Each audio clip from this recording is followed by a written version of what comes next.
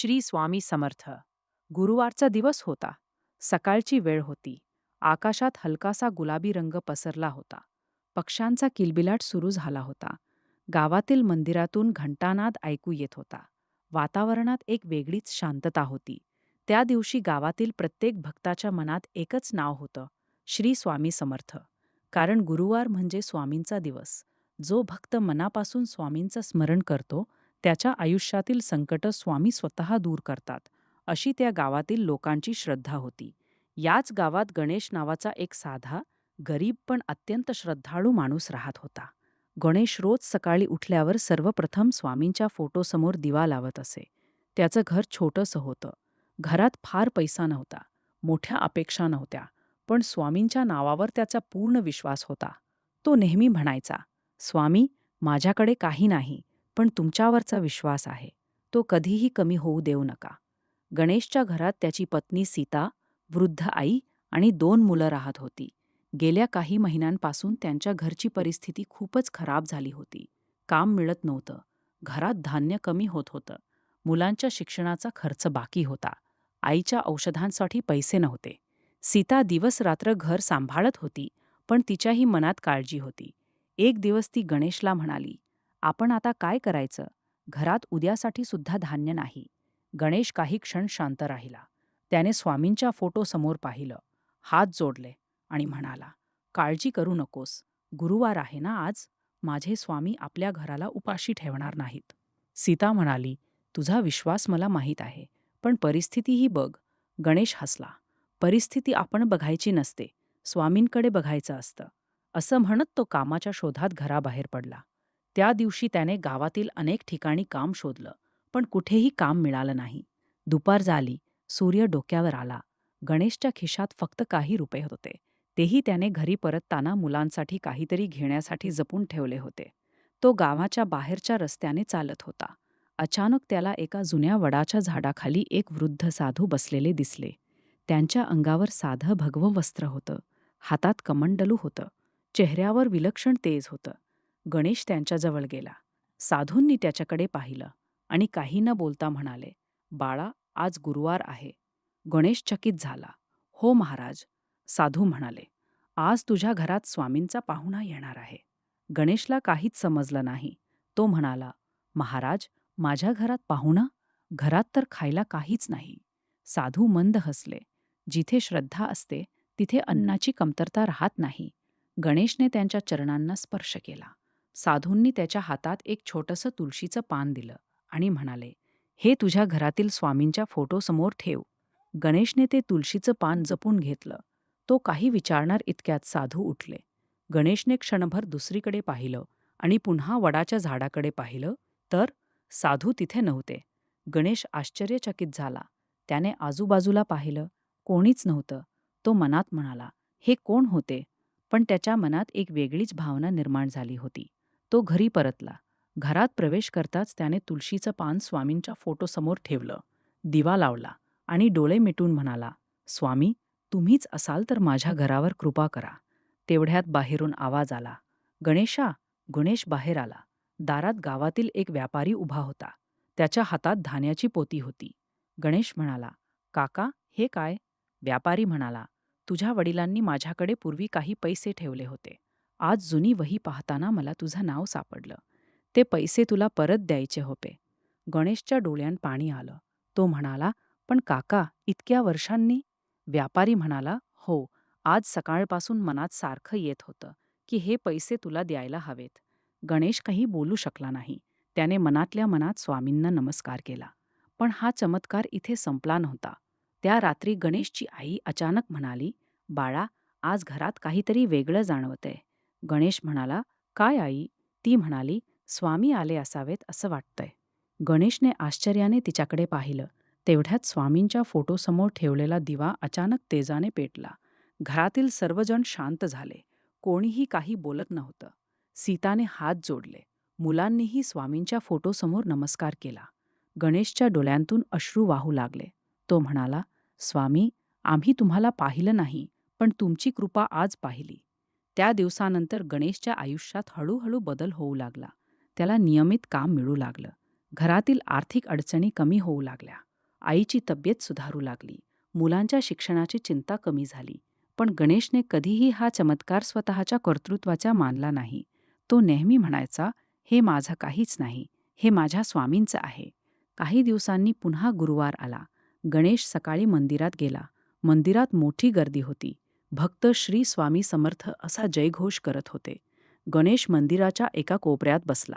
डोळे मिटले आणि त्याला पुन्हा त्याच साधूंचा चेहरा आठवला. तो विचार करू लागला, ते साधू खरंच कोण होते? अचानक मंदिरातील पुजारी त्याच्याजवळ आले. पुजारी म्हणाले, गणेशा, तुला एक गोष्ट सांगू? हो महाराज.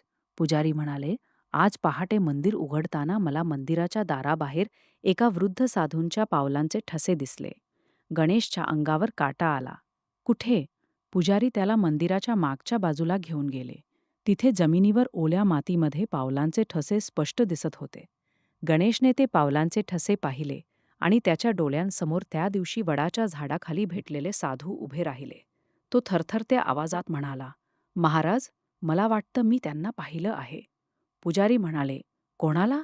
गणेशने उत्तर दिलं, स्वामी समर्थांना. दोघांच्या डोळ्यांत अश्रू आले. गणेश मंदिराच्या गाभाऱ्यासमोर बसला, हात जोडले आणि म्हणाला, स्वामी, माझी परीक्षा घ्या, पण माझी श्रद्धा कधीही घेऊ नका. त्या दिवसापासून गणेशने एक नियम केला. प्रत्येक गुरुवारी तो गरजू माणसाला अन्न देऊ लागला. तो म्हणायचा, स्वामींची सेवा म्हणजे फक्त मंदिरात दिवा लावणे नाही. एखाद्या भुकेल्या माणसाला अन्न देणे, दुःखी माणसाला आधार देणे आणि संकटात असलेल्या माणसाला मदत करणे ही सुद्धा स्वामींचीच सेवा आहे. हळूहळू गावातील अनेक लोक त्याच्यासोबत जोडले गेले. प्रत्येक गुरुवारी अन्नदान सुरू झालं. गरीब लोकांना जेवण मिळू लागलं. वृद्धांना औषधं मिळू लागली. मुलांना पुस्तके मिळू लागली. आणि त्या गावात एक गोष्ट प्रसिद्ध झाली. जिथे स्वामींचं नाव घेतलं जातं तिथे आशा कधीच मरत नाही. एका गुरुवारी गावात एक अनोळखी स्त्री आली. तिच्या चेहऱ्यावर दुःख होतं. ती मंदिराच्या पायरीवर बसली होती. गणेशने तिला पाहिलं. तो तिच्याजवळ गेला. आई, तुम्ही कुठून आलात? ती काही बोलली नाही. तिच्या डोळ्यांतून अश्रू वाहत होते. गणेशने तिला अन्न दिलं. ती म्हणाली, माझं सगळं संपलं आहे. गणेश म्हणाला, सगळं संपत नाही आई. स्वामींच्या दारात आलात म्हणजे काहीतरी नवं सुरू होणार. ती म्हणाली, माझ्या मुलाला अनेक दिवसांपासून काम नाही, घर चालत नाही. गणेशने तिला धीर दिला. उद्या सकाळी माझ्याकडे या. दुसऱ्या दिवशी त्या स्त्रीचा मुलगा गणेशकडे आला. गणेशने त्याला एका ओळखीच्या व्यापाऱ्याकडे कामाला लावलं. काही महिन्यांत त्या मुलाची परिस्थिती सुधारली. एक दिवस ती स्त्री गणेशला म्हणाली, तुम्ही माझ्यासाठी देवासारखे आलात. गणेशने लगेच तिचे हात पकडले. माझे हात धरू नका, स्वामींचे धरा. मी फक्त निमित्त आहे. हीच तर स्वामींची शिकवण आहे. अहंकार सोडा, श्रद्धा ठेवा, सेवा करा. कथा इथे आणखी एका विलक्षण प्रसंगाकडे वळते. गणेशच्या गावात एक श्रीमंत माणूस राहत होता. त्याच्याकडे पैसा खूप होता, पण मनात समाधान नव्हतं. त्याला रात्री झोप लागत नसे. घरात सतत भांडणं होत. मुलं त्याच्याशी बोलत नसत. पत्नी दुःखी होती. एक दिवस तो गणेशकडे आला. तो म्हणाला, माझ्याकडे पैसा आहे, घर आहे, संपत्ती आहे, पण शांतता नाही. गणेश म्हणाला, तुम्ही स्वामींच्या मंदिरात जाऊन एकदा मनापासून प्रार्थना करा. तो मंदिरात गेला. स्वामींच्या मूर्तीसमोर बसला आणि पहिल्यांदाच त्याने मनापासून रडत प्रार्थना केली. स्वामी, मला पैसा नको, मला माझं कुटुंब परत हवं आहे. त्या दिवसानंतर त्याने आपल्या कुटुंबासोबत वेळ घालवायला सुरुवात केली. मुलांशी प्रेमाने बोलला, पत्नीची माफी मागितली, गरजू लोकांना मदत करू लागला. काही महिन्यांनी त्याच्या घरातील वातावरण बदललं. तो गणेशला म्हणाला, मला वाटायचं स्वामी चमत्कार करतील म्हणजे आकाशातून काहीतरी पडेल, पण स्वामींनी माझं मन बदललं. हाच सर्वात मोठा चमत्कार आहे. गणेश हसला. हो, स्वामी आधी परिस्थिती बदलत नाहीत, ते माणसाचं मन बदलतात. आणि मन बदललं की परिस्थिती बदलायला सुरुवात होते. अशीच अनेक वर्षे गेली. गणेश वृद्ध झाला, पण गुरुवारचा दिवस त्याने कधीही सोडला नाही. शेवटच्या काळातही तो स्वामींच्या फोटोसमोर बसून एकच मंत्र म्हणत असे, श्री स्वामी समर्थ, श्री स्वामी समर्थ, श्री स्वामी समर्थ. एक गुरुवार होता. घरातील सर्वजण त्याच्या आजूबाजूला बसले होते. गणेशने स्वामींच्या फोटोसमोर पाहिलं. त्याच्या चेहऱ्यावर शांत स्मित होतं. तो हळू आवाजात म्हणाला, स्वामी आले आहेत. घरातील लोकांनी विचारलं, कुठे? गणेश म्हणाला, इथेच, माझ्यासमोर. आणि त्याने डोळे मिटले. घरातील वातावरणात एक अद्भुत शांतता पसरली. त्या दिवशी स्वामींच्या फोटोसमोरचा दिवा बराच वेळ शांतपणे तेवत राहिला. गणेशच्या मुलाने त्या दिव्याकडे पाहिलं. त्याला आपल्या वडिलांचे शब्द आठवले, श्रद्धा ठेव, स्वामी कधीही सोडत नाहीत. मित्रांनो, ही कथा आपल्याला एक मोठा संदेश देते. आपल्या आयुष्यात कितीही संकटं आली तरी निराश होऊ नका. कधीकधी आपण देवाला म्हणतो, स्वामी माझं काम का होत नाही, माझ्या आयुष्यात एवढ्या अडचणी का, माझ्यावरच संकट का. पण कदाचित त्या संकटामागेही स्वामींची एखादी योजना असू शकते. आपल्याला जे हवं असतं ते लगेच मिळत नाही, पण त्याचा अर्थ स्वामी आपल्याला विसरले आहेत असा नाही. कधीकधी उत्तर उशिरा मिळतं, कधीकधी दुसऱ्या रूपात मिळतं, आणि कधीकधी आपल्याला वाटतं की काहीच घडलं नाही. पण मागे वळून पाहिल्यावर समजतं, अरे, त्यावेळी स्वामी माझ्यासोबतच होते. म्हणून गुरुवारी स्वामींचं स्मरण करा, घरात दिवा लावा, मन शांत ठेवा, ज्याला शक्य असेल त्याला मदत करा, भुकेल्याला अन्न द्या, गरजूला आधार द्या, आणि सर्वात महत्त्वाचं, स्वामींच्या नावावर पूर्ण विश्वास ठेवा. कारण भक्ती म्हणजे चमत्काराची मागणी नाही, भक्ती म्हणजे संकटातही विश्वास टिकवून ठेवणे. आणि जेव्हा भक्ताचा विश्वास खरा असतो, तेव्हा देव कोणत्या रूपात मदतीला येतील हे कोणालाच सांगता येत नाही. कधी एखाद्या अनोळखी माणसाच्या रूपात, कधी एखाद्या छोट्याशा संधीच्या रूपात, कधी एखाद्या शब्दाच्या रूपात, कधी एखाद्या मदतीच्या हाताच्या रूपात, आणि कधी स्वतः स्वामींच्या कृपारूपाने. म्हणून आज गुरुवारच्या या पवित्र दिवशी मनापासून म्हणा, श्री स्वामी समर्थ. पुन्हा म्हणा, श्री स्वामी समर्थ. आणखी एकदा मनापासून म्हणा, श्री स्वामी समर्थ. ज्यांच्या आयुष्यात संकटं आहेत त्यांना स्वामी बळ देवोत. ज्यांच्या घरात अडचणी आहेत त्यांच्या घरात सुख शांती नांदो. ज्यांना कामाची गरज आहे त्यांना योग्य मार्ग मिळो. ज्यांच्या मनात दुःख आहे त्यांना मानसिक बळ मिळो. आणि प्रत्येक भक्ताच्या मनात श्रद्धेचा दिवा कायम तेवत राहो.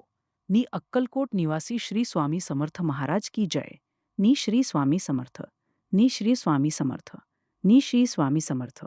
ही कथा ऐकताना तुमच्या मनात स्वामींची आठवण झाली असेल तर कमेंटमध्ये प्रेमाने लिहा, श्री स्वामी समर्थ. आणि ही भक्तिकथा अशा व्यक्तीपर्यंत नक्की पोहोचवा ज्याला आज स्वामींच्या आधाराची गरज आहे. कारण कदाचित तुमच्या एका शेअरमुळे एखाद्या दुःखी माणसाला आशेचा एक किरण मिळू शकतो. स्वामी तुमच्या सर्व मनोकामना पूर्ण करो. नि श्री स्वामी समर्थ.